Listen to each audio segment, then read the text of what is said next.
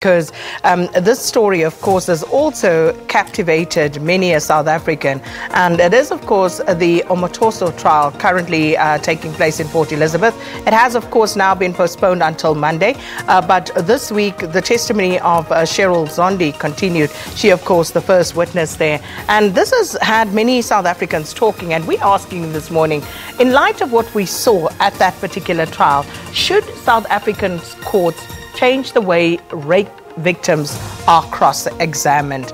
And I'd love to hear, your thinking around that a little more. If you say yes, why do you believe so? And if you say no, why not? So please, if you could maybe just push that envelope a little further than just a simple yes or no answer. All right, that's our question of the day at Morning Live SABC, and you use the hashtag Morning Live as well, and that hashtag for all other interaction with us here on Morning Live. Right, let's shift focus now to our stories of the day, and these are some of the ones you can look forward to. So we have Advocate Gerry Nel, head of AfriForum's private prosecution unit. He will announce the organization's intent to institute private prosecution against a man who raped his 3-year-old granddaughter. And another story that you can look out for today, a ministerial appeals tribunal will hear a heritage-related issue relating to Khoi land. Now, the City of Cape Town and Public Works and Department of Environmental Affairs are challenging Heritage Western Cape to push through a multi-million rand development of Khoi land and a sensitive floodplain. Now, all stakeholders, including environmental groups, civics, and Khoi leadership, will be present to present their case.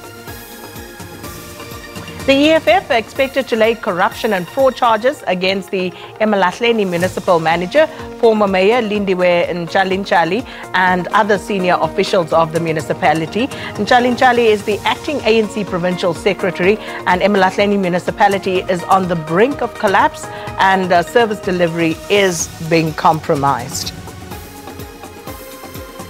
So those are some of the top stories, but let's take a look at what has been trending. And here are some of the top trending Twitter topics.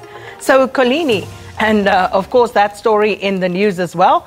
The two accused there, Peter Doorewaard and Philip Schutte, they have been found guilty, and now it's over to the lawyers to prevent their arguments in mitigation, and then the sentencing will happen.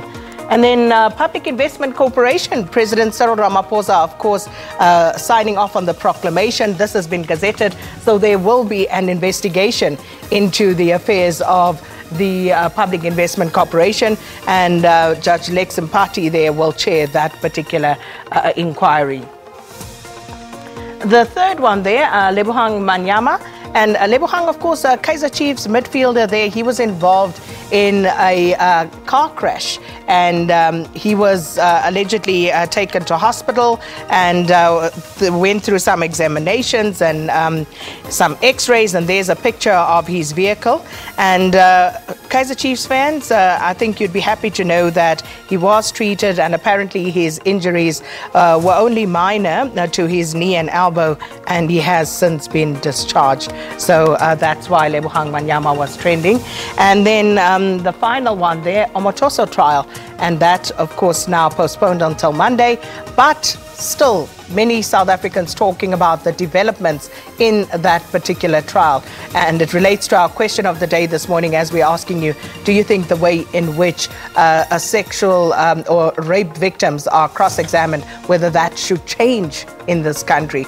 And as I said, please just give me a little more of that grey matter response when you do send those replies, because we need to be more circumspect. Do we want to change it because of what is happening right now? But it can't just be for now. It has to be for the greater good all round. So therefore, let's think about it a little, but I'm so curious to hear your views on that. So that's what's happening. That's what's trending. And of course, we want to hear from you. Hashtag Morning Live on all of those stories.